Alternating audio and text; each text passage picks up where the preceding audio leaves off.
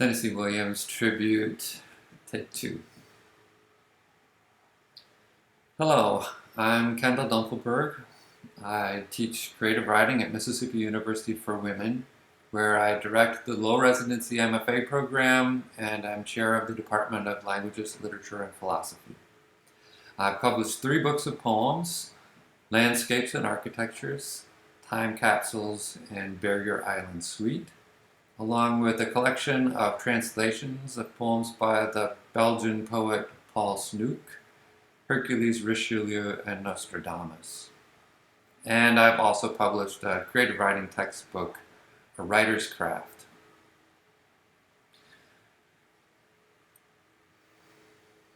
I'm happy to have been invited to be part of the Tennessee Williams Poetry Tribute. This is my 3rd or 4th time in the poetry panel, maybe more than that. It's always exciting to read some of Tennessee Williams' poetry.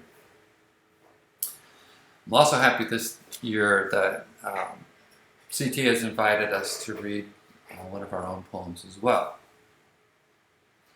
In selecting a poem by Williams, I wanted to choose one that was timely, or decided to choose one that was timely. I'll be reading Orpheus Descending. If you know the Orpheus myth, then you know that Orpheus, who was a great musician, his wife Eurydice died and was sent to Hades. And he convinced the gods through his great music to allow him to go and retrieve her from the underworld. He's not supposed to look at her, but as he gets to the surface, he turns around too soon before she reaches him, and she disappears back into the land of the dead. So Williams is picking up on this myth and the story of going to the underworld to retrieve the desired one.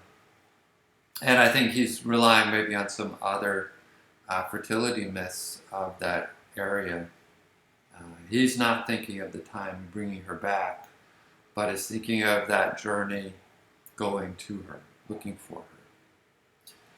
Orpheus Descending. 1. They say that the gold of the under kingdom weighs so that heads cannot lift beneath the weight of their crowns, hands cannot lift under jewels, braceleted arms do not have the strength to beckon. How could a girl with a wounded foot move through it?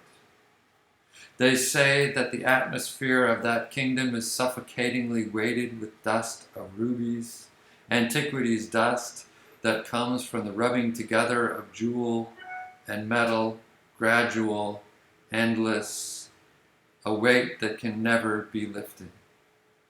How could a shell with a quiver of strings break through it?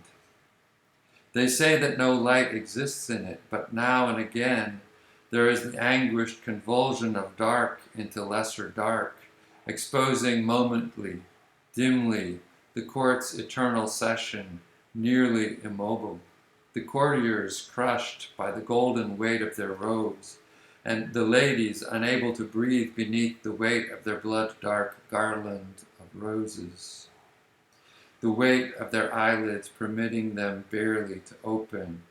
Orpheus, how could her wounded foot move through it? 2. It is all very well to remember the wonders that you have performed in the upper kingdom, the chasm and forest made responsively vocal, the course of a river altered as an arm alters when it is bent at the elbow, the moments made to continue by the sweet vibrancy of a string pressed by a finger. But those were natural wonders compared to what you essay in the under kingdom. And it will not be completed. No, it will not be completed.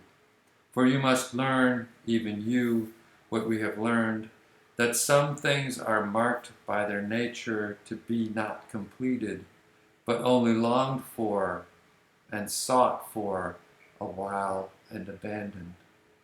And you must learn, even you, what we have learned. The passion there is for declivity in this world, the impulse to fall that follows a rising fountain. Now, Orpheus, crawl, O shame-faced fugitive, crawl back under the crumbling, broken wall of yourself. For you are not stars, sky set in the shape of a lyre, but the dust of those who have been dismembered by furies. C.T. told us we didn't need to find a poem that was related to the Williams poem that we read. But after reading it, I had to think of a poem I wrote for my second volume, Time Capsules. Shortly after I came to Mississippi, I had been teaching world literature, and some of the fertility myths that I taught are very related and are influences to this poem as well. Specifically, the myths from Sumer and Babylon, the descent of Inanna, and the descent of Ishtar. There are similar, comparable goddesses, and in each of those myths, the goddess, fertility goddess, goes to the underworld to confront her sister. But as she goes, she must shed all of her jewels, including her own body.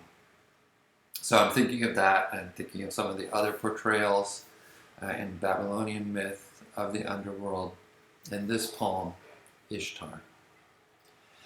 In Kernugi, the land of the dead, men grow feathers, eat clay for bread, drink dust, wait for spring, wait for Ishtar to shed each jewel, even the garnet of her own body.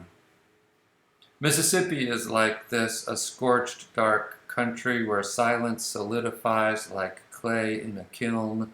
Time glazes and cracks over the cool black obsidian of a crow, so dark he glistens blue-green to purple at the neck. Rubies burn in place of eyes as I spread my wings, ruffle my emerald necklace, open my gold-encrusted beak in an inaudible caw. I tell myths, some would call them rumors, some memories. Others whisper they are nothing more than the desire to see your silver bracelets fall, to feel your cool breath ruffle the feathers on my spine. If you will enter this nether world, I will gather you in soft plumage, clothe your body in silence. Together we will drink the water. We will both revive. Thank you.